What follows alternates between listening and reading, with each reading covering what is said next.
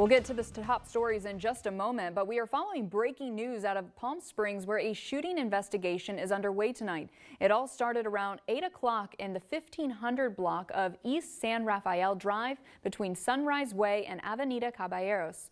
Officers say 2 people were shot. One of them was a minor. Both victims were taken to the hospital with non-life-threatening injuries. Residents in the area tell News Channel 3 they heard 5 to 6 gunshots. There are no road closures. And more breaking news, this time out of Coachella in the East Valley, where Riverside County Sheriff's deputies are investigating a 2-car crash. Happened just before 9:30 tonight in the area of Avenue 54 and Cesar Chavez Street. This is a live picture right now of one of the vehicles, an SUV there, right tucked between those 2 sheriff's vehicles, about to be towed away. Both vehicles in this crash had major damage. Now, we still don't know the cause. No injuries have been reported so far, but stay with News Channel 3 as we continue to learn more. And we're learning more about a plane crash in late July near Lake Tahoe, where 4 of the 6 people on board had ties to the Coachella Valley. The NTSB releasing its preliminary report. The report does not mention any particular issue with equipment prior to the crash. The flight crew was in constant communication with air traffic control throughout the flight. Multiple witnesses said the plane originally caught their attention due to its low altitude and abnormal flight path as it circled the runway at the Truckee Tahoe Airport on July 26th. The plane hit the ground intact, but then burst into flames, killing all 6 people on board. Among those killed were Hideaway Properties associate Kevin Varnlove, along with Hideaway members and owners Ryan and Christine Thomas, and one of the pilots, Brett Ebaugh, who had ties to the valley and attended Palm Springs High School in the 80s. In Banning, at least 1 person is dead tonight after an early morning crash. It happened just before 4 o'clock this morning on Interstate 10 and Ramsey Street. That's where investigators say they found a vehicle on its side. No further details have been released regarding the description of the vehicle or the crash, which of course is still under investigation. And the city of Desert Hot Springs ordering the Hyundai Resort and Spa in Desert Hot Springs to shut down, citing code violations that have created an unsafe and uninhabitable environment. The city says problems at the hotel include fire hazards and occupants participating in activities that have resulted in explosions.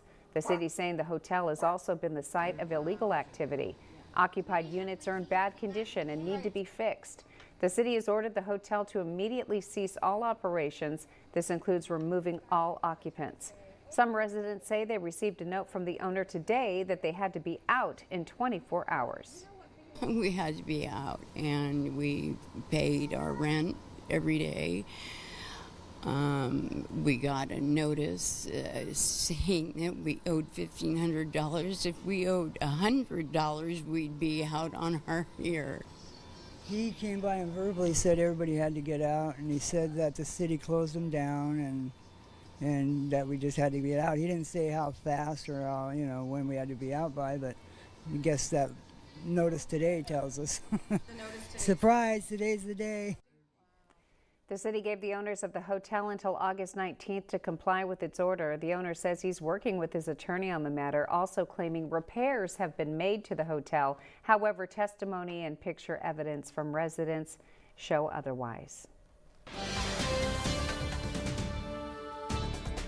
Well, today we were able to enjoy a lot of sunshine at this hour. A few clouds working their way across parts of the Coachella Valley. Really what I am focused on is this band of thunderstorms that is continuing to work its way towards the west. Everything you see in pink is a severe thunderstorm watch. So a lot of Arizona expecting some severe weather tonight, but it's these storms that if I'm tracking as they continue to make their way towards the west, if they hold together, I'll certainly be watching them make their way into California overnight. Latest data has showed it taking more of a southerly track, but of course I'll be keeping you updated on that as we head throughout the rest of tonight, and we'll talk more about that coming up in my first alert forecast. Karen. Thank you, Haley. The CDC director has officially recommended booster shots for those with a compromised immune system. Officials say it's a much needed protection for a group of vulnerable Americans as the Delta variant spreads fast across the country. And now doctors are sounding the alarm about a growing number of children contracting the virus. Our children's hospitals are full. There are children dying in our ICUs. If we're not wearing a mask, that contamination is building up, particularly when we're in a classroom for hours. To the mayors, school superintendents, educators, local leaders who are standing up to the governor's politicizing mask protection for our kids, thank you. Thank God that we have heroes like you. Texas and Florida responsible for about 40% of all U.S. hospitalizations. 4 educators in Broward County, Florida, dying from the virus within 36 hours. 3 of them were unvaccinated. Splash House is kicking off this weekend. It's one of the first festivals we have seen in the Coachella Valley since the start of the pandemic. The Saguaro, the Renaissance, and Margaritaville are the 3 Palm Springs hotels hosting the event. But tonight, an after-hours event is kicking off at the Air Museum and goes on until 2 tomorrow morning.